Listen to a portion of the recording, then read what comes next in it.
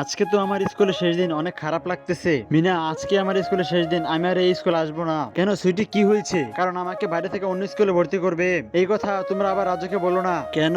নয়তো রাজু অনেক কষ্ট পাবে, তাই আমি তাকে আর বলবো না, এটা যেন সে কষ্ট না পায়। এই তো রাজু চলে আসছে, তোমরা সবাই চুপ হয়ে যাও। এই তো আমি স্কুলে চলে আসছি, যাই হোক পড়তে বসি।